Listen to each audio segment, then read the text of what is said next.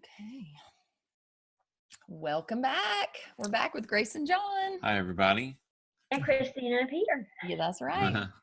And we're going to be talking more about the Course in Miracles today, A Course in Miracles today. You can check out our previous videos. We've already talked about what it is and what it says, kind of a brief synopsis of what it says. And today we're going to talk about some of the details about how the Course in Miracles made it into this physical existence. And two people were very instrumental, and then it kind of went out from there, right? A group of people kind of formed to help disseminate the Course after Bill and Helen were the scribes, right? Yes. So Grace and John are going to give us tell us the whole story. It's I think, a very interesting story. Yeah. Yes, it is. It started about 1965. There were two professors of medical psychology at Columbia University's College of Physicians and Surgeons in New York City. They were instrumental together for bringing A Course in Miracles into manifestation. And they weren't spiritual at all.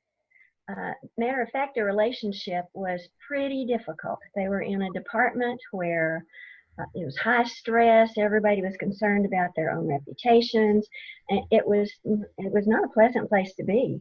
And their relationship, he is Bill Thetford, and he was the boss for Helen Schucman, and their relationship was quite contentious. And one day, after a big hoo-ha, Bill says, "There's got to be a better way." And Helen evidently said, "I'll join you in this." And that's what started it all off. Now, so I just want to, I guess for those that haven't heard the story before, try to paint the picture a little bit more. Helen was Jewish, culturally Jewish, but not religious, not practicing any sort of religious. Even at that point, she'd gone from being an agnostic to an aggressive atheist. Okay, I wasn't sure. I knew that she was at least agnostic, but she was pretty firm in her atheism at that point. Okay. And so they were fighting and and everybody in the department, I guess, was fighting. I mean, I think I've heard that academia is kind of like that, just in general, a lot of times. And I would imagine at an Ivy League college, maybe even more so, more contentious and high stakes, right? And so she said, "I'm going to help you find a better way. Like we're going to," but it wasn't about like, we're going to be spiritual and find a better way. They just knew that what was happening wasn't working. Right. And they knew they had to change. She was a psychologist and an educator, as she says, a conservative in theory and atheist in belief, and like you said, Jewish to boot. And when she said that, "I'll help you find a way," when they both agreed, there was a series of events that were really weird. She began having dreams, and they were highly symbolic. And even though she didn't believe in that kind of stuff, back then, meditation and dream interpretation and all that kind of stuff was really popular. Well, she was not part of that popular culture, but she knew something weird was going on. So she shared with him that she was beginning to have these very symbolic dreams. So he said, "Why don't you just write these down and let's just see where they go." Well, they continued, and she knew there was something up, something was going on. This was just so atypical for her.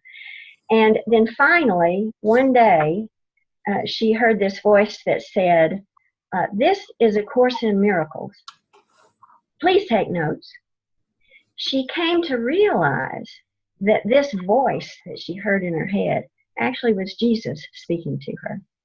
But that took her a while, right? She was kind of listening to the voice for a while before she actually... Yes.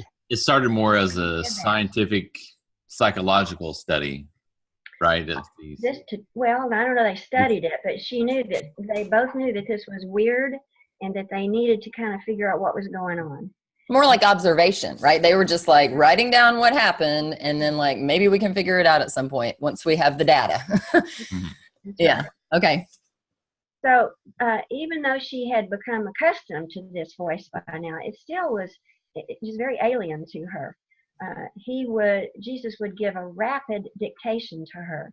She would take it down in shorthand.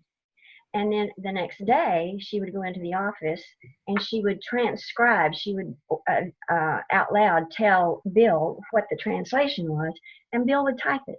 It was very much of a collaborative effort, which is really important because the whole of the Course in Miracles talks about how you can't do this alone. You can't purify your life. You can't become one with all that is all by yourself. Because, in fact, we're one. We're one. And you cannot do it alone because you're not alone. So the fact that it was a collaborative effort was really important. She said that it wasn't an automatic writing, that it would come and go and she could stop and then pick it up the next day or 2 days later or whatever. But even though she was very uncomfortable at doing this, she said it never, ever really occurred to her not to do this. It was her thing that she had agreed to do somehow, somewhere in this life. So talk about surprises. Talk about surprises. Right. Her life being, picked up and just all the pieces are scattered about in That's right. probably pretty scary ways for her and Bill too. Yeah. Because I can't imagine that they could talk to their colleagues at Columbia about what was happening. Not very many, at least. That you'd have to be careful. Yeah, we don't know that, but probably not very many. They probably think they were weird. This started in about 1965, and it concluded 7 years later. She would go home. She would receive the voice, take it down in dictation. She would go to the office, and Bill would type up what she had to say. 7 years it took. And what we have at the end of that 7 years is the 3-sectioned book that then was published eventually with the text, with the workbook, and with the manual for teachers. They started with that and began distributing it to people who would be interested in it. And they just did mimeograph or whatever back then. Maybe they had Xerox. Yeah, it was like in a binder or something. I seem to remember like stapled together, or like, I guess you couldn't staple all those pages, but mimeographed and in a binder, I believe. Okay.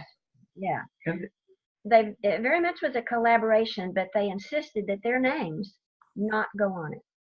It was not to be a cult. They understood from the very beginning that this was something very special. It was merely coming through them. Their names are not even on the cover of it. After the 3 sections were finished, 4 years later, she began receiving other information. And what is now incorporated into the Blue Book that most people use is not only these 3 sections, but something called the Song of Prayer, and another section called Psychotherapy, Purpose, Process, and Practices. So that is now what is included in the Big Blue Book. In addition to that, lately, like within the last 10 years, I think, there are 2 other things that have been published. The Blue Book left out, it was a sort of an edition, an editing of the mimeographed papers, and that's what came as a published book. Then years later, we have this. This is the text. The text is pretty much a published document of the mimeographed pages. Now this is important. The typed pages. This is important to me personally, because Helen at the very beginning didn't want to have personal stuff that Jesus told them to appear in this. But I find the personal stuff enormously interesting and useful. Just one little example. In the text, in the early portion of it, it says that Jesus, in his dictation to her, speaking to her, said to her, there was something that she and Bill were going to do, and they had some kind of a discussion about should we take a taxi, shouldn't we take the taxi, and they finally decided what they should do, and it turned out to be a mess. The next day, Jesus said, you know, if you just asked me about the taxi, I could have told you. I could have told you what to do and saved you all that much trouble. And, you know, in the Christian faith, often, even though the Bible says it counts every hair on your head, I think we sometimes feel like God's too busy to ask him which direction should we go, or what kind of a book should we buy, or, you know, all those mundane. Pray for a parking space. Yeah. Yeah, God's too busy for that. Well, our text lets us know, you know, if you have any kind of something that you're deciding, if there's any decision you need to make and you don't know which way to go, and chances are you don't know which way to go because you're a very bad decision maker, ask. Holy Spirit will lead you. Holy Spirit, that is the bridge from us to God, will let you know. In fact, there's another incident which just wouldn't seem Course in Miracles like. Helen wanted to buy a winter coat. And, you know, what does that have to do with Course in Miracles? Just make a long story short. Where do I go? How much do I pay? Et cetera, et cetera. And finally, he gave her some guidance. She didn't like it because she didn't. Shopping was one of her oatmeal or popcorn kind of things, you know, a little comfort food. So shopping was sort of her little, like comfort food. And she certainly didn't want any guidance there. But it was very specific about where she could get the kind of coat that she actually was looking for. And, you know, she finally did that. And so it's just kind of another incident, like Grace had mentioned, of something very personal that wouldn't seem like it was, you know, of course, like that stuff, as Grace said, had been pulled out of the blue book. There's none of that. Right. I wonder if that's what helped her keep going, is to have those little moments of guidance that, you know, turned out to be really helpful, so that she would realize, okay, this is really real. This is not like, you know, some whatever, you know, so many things people could assume that it might be, that helped her feel the realness of like, okay, this is valuable guidance I'm getting, you know, personally for my daily life. Could definitely have been in the beginning. However, much of those personal things are only in the first few chapters, and they're not included in the latter chapters.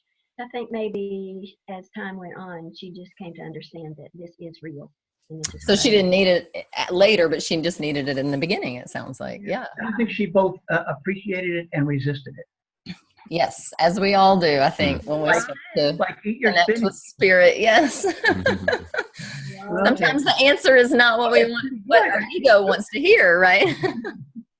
So, you know, just to throw in, people want to know, when did we are one with God? We're a thought in the mind of God. But we had our own thought, wondering, what would it be like to be separated from God? And that's when we separated from God, when we had the thought. And people ask, when did that occur? How did that occur? I want to know the moment that what could we have been thinking? And Jesus' response in here is, you just did it. You did it again.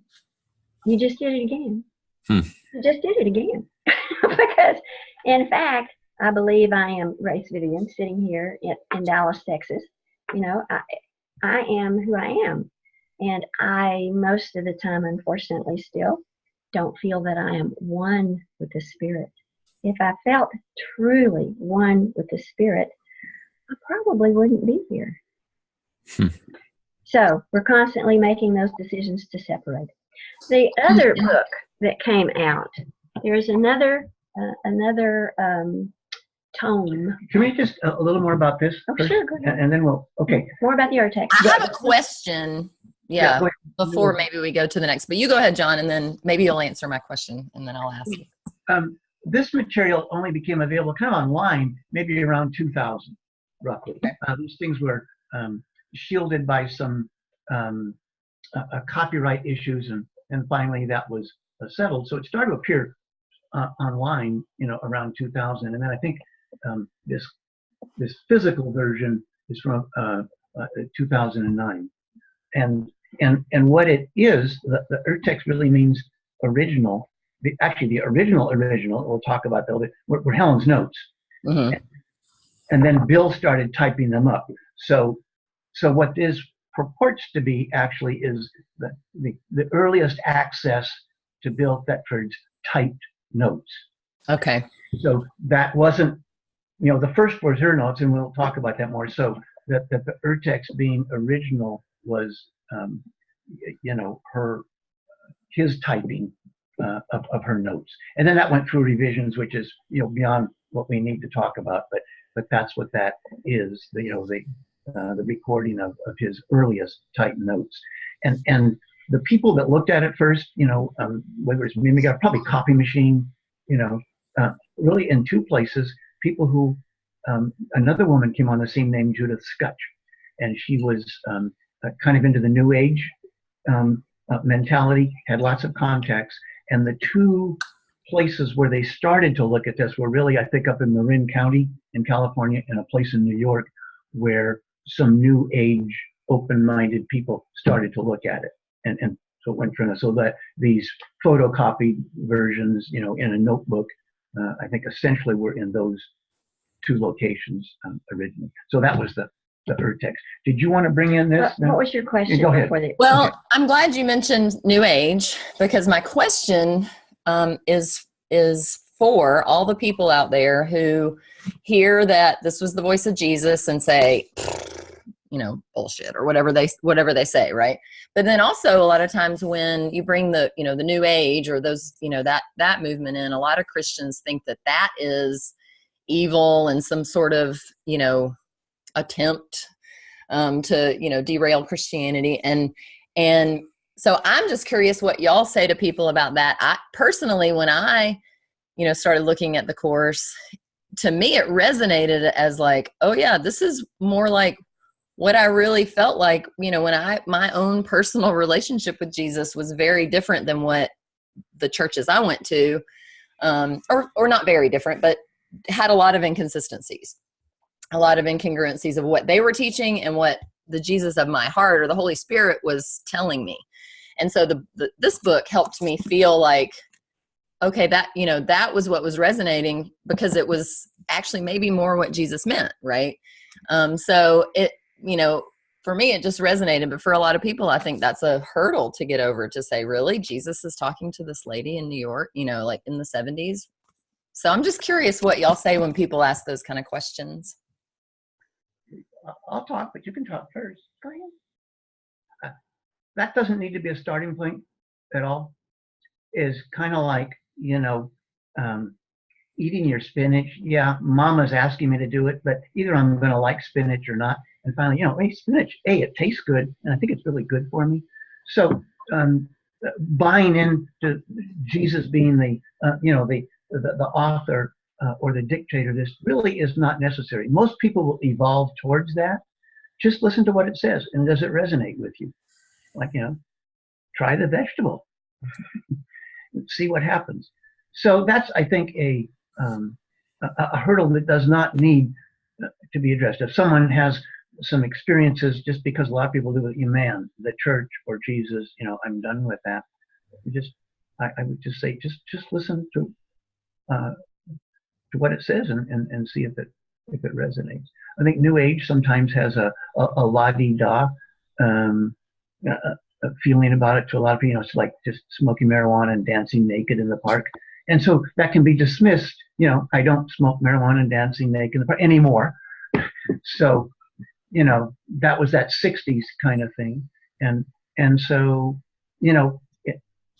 and initially it connected with some people who probably used that vocabulary. I wouldn't use the vocabulary now unless it came up. I wouldn't say this is part of the New Age thing, but it resonated at first with some people, because this is like, in the early 70s, who resonated with that. Jesus also talks about how the people that are going to be drawn to this will be drawn to this. It is Christian in form, I think he says, and he says, don't take it for granted Don't read it word for word and swallow it whole. Experience it. You don't have to believe it. You can actively resist it. Read it, do it, see what your experience is of it, and that's it. See what your experience is of it. Yeah, I agree. And I mean, I've always been much more about the message rather than nitpicking the messenger. If the message resonates, then, and it's helpful for me, and it makes my life better, then I'm gonna keep coming back to it. But I do want to say something, since you said the course is Christian in form. I mean, it's true, a lot of the words and a lot of the just approach is kind of familiar to people who know about Christianity. However, when you say Christian, in my experience, a lot of Christians say and believe that that Jesus is the only way to, back to God. And the course doesn't have that exclusionary attitude. Do you want to talk about that? It's Christian in form in that it uses the terms Father, the Son of God, Holy Spirit. Jesus talks about his crucifixion and so forth. It's Christian in form that way. But his interpretation of his crucifixion is entirely, completely, totally different. 180 degrees. When he said on the cross, God forgive them, they don't know what they're doing. Because his interpretation of what he did was he chose this extreme example of being crucified to show, one, there's no sense in blaming anybody anywhere. He did this, and people didn't know what they were doing. And there's only life. Death is not real. There is no death. Our bodies in the ego world die, but our bodies in the ego world aren't real. His crucifixion and resurrection was to show us that this world is an illusion, and that we were in God before we came to this world. We were in God as we lived out in this ego life in the world, and we returned to God, or we're still in God once our body falls away. Yeah, it also really, it says, it shares themes with Christianity, but also Eastern mysticism and psychology. And certainly it will use... and we've talked about it in the other videos too, if people want to go back and learn a little bit more about that. This is one form of the universal curriculum. And the curriculum being an access to the way back, and entry into the realm of truth. And this says it's one form. One other thing about the Urtext, roughly there are about 50,000 words here, however that comes out, that didn't make it into there. And some of it was, personal comments, guidance for Helen and Bill. It interacts with a lot of people in psychology. There are comments about Freud. There are comments about Edgar Cayce. There are comments about sexuality. And none of that, got over into that. And just incidentally, he really sees, the comments about Freud and Cayce, that they really had a place, and they were very helpful. We won't go into that more right now, but he saw them as really, part of what was very important in the world. And incidentally, both Bill and Helen were trained as Freudian psychologists, which I think is another basic lesson that the course uses what we've made to go from there. Had they been something else, maybe a painter or a lawyer or something else, that the format may have come through differently, because it touched on kind of what they brought to the experience.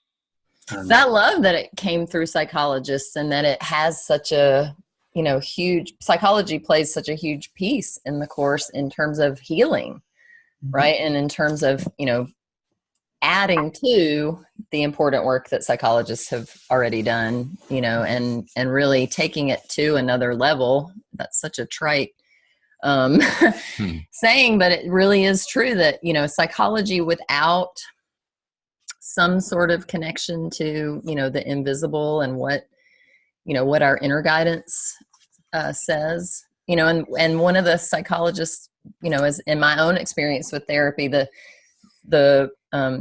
therapist that I had that was the most helpful was the one that helped me remember I have intuition and I can learn how to, listen to it more carefully. And that set me off on a really great path to take a part in my own healing, but also understand that I can't do it alone and that I do need my inner guidance and I do need, my brothers and sisters to show me the way home. In psychology, as in a lot of things, I think the ultimate is to know thyself.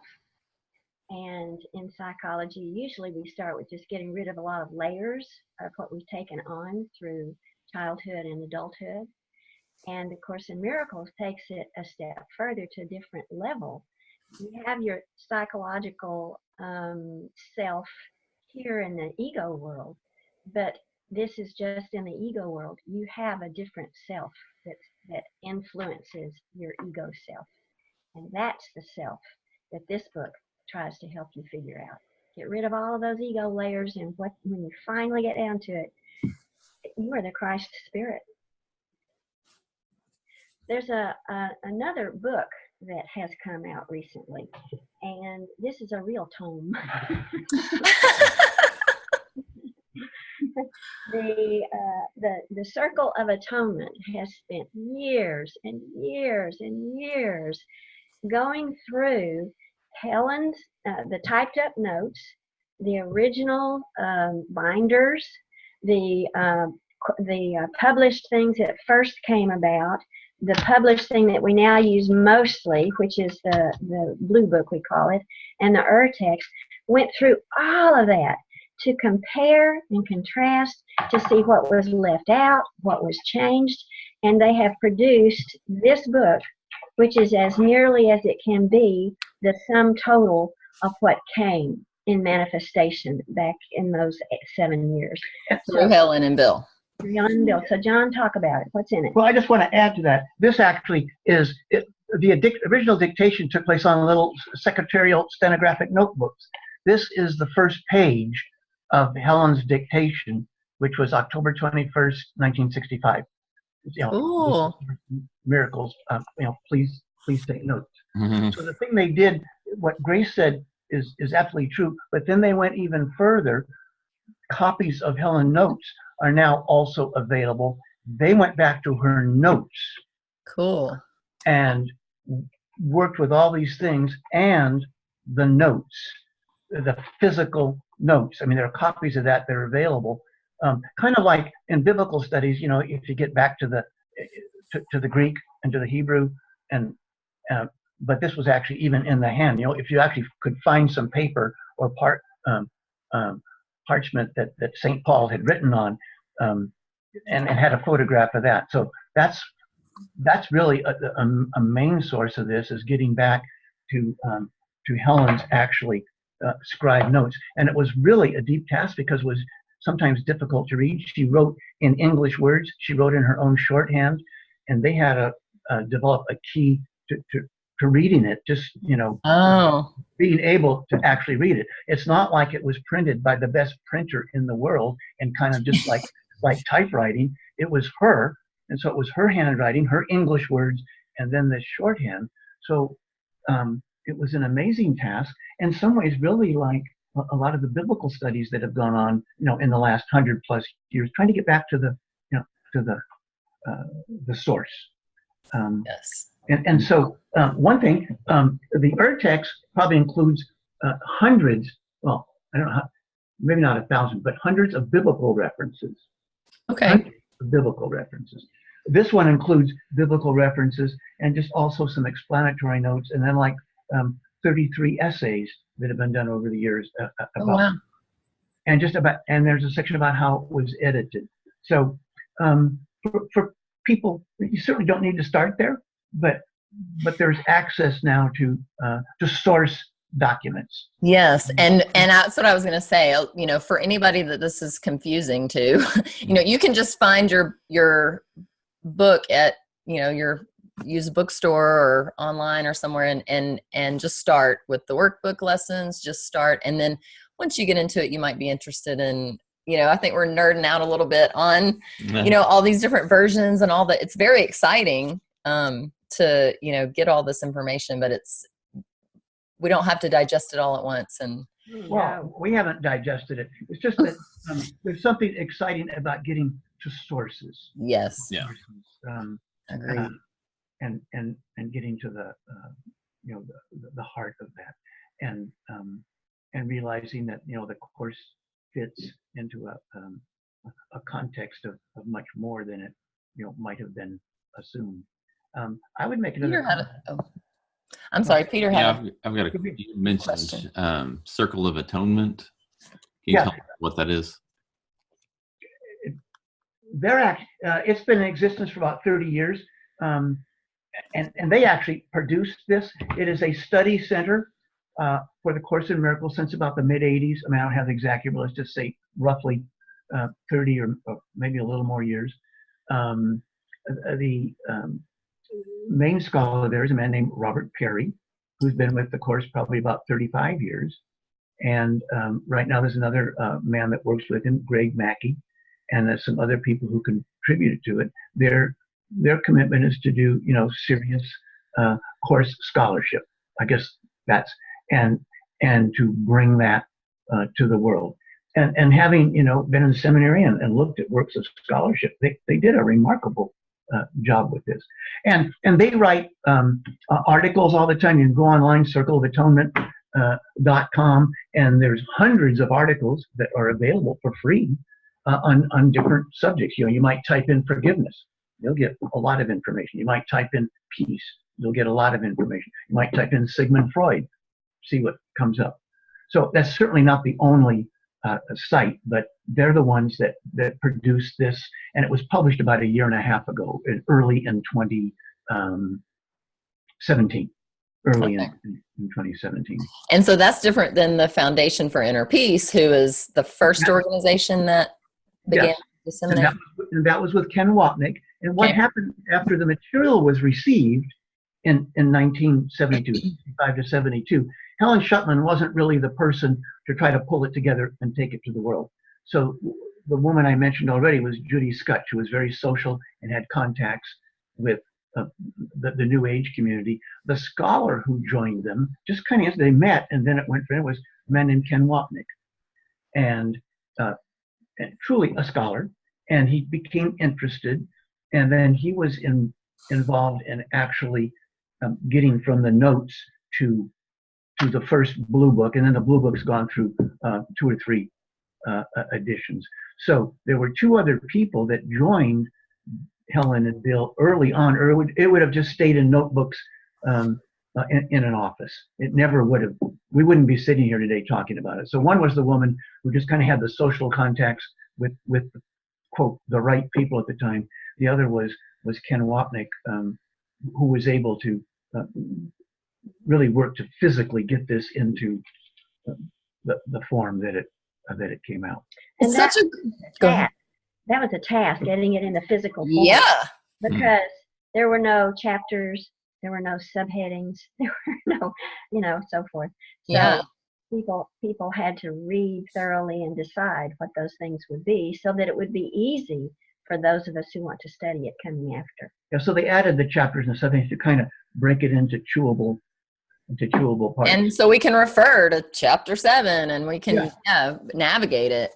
And I love that story, that just because it highlights so well, right now so many people will say, well, the world is a horrible place, but I don't know what I can do to help. And, I think we just each have to do our part, right? If your job is to write down whatever Spirit's telling you, write it down. And someone will come to help you share it with whoever it needs to be, and if you're not the one that's in, does marketing, then, the right people will come. If you do your part, whatever it is. Amen. Yeah. I want to add one thing here, just about, and I don't know where we stopped today, but I think it's significant. Helen had these dreams in the summer of 1965 up to October when she started dictating, and one of them was a dream she saw herself in a cave on a cold, windswept coast, and there was a scroll, like you'd find almost in a synagogue, a scroll in the middle of that could be rolled out to the right or rolled out to the left. And so in this dream, and in the center of it, the center panel just said God is. Mm. As she rolled out the scroll to the right or the left, a whole lot of letters started to appear. And then they started to kind of form, into words.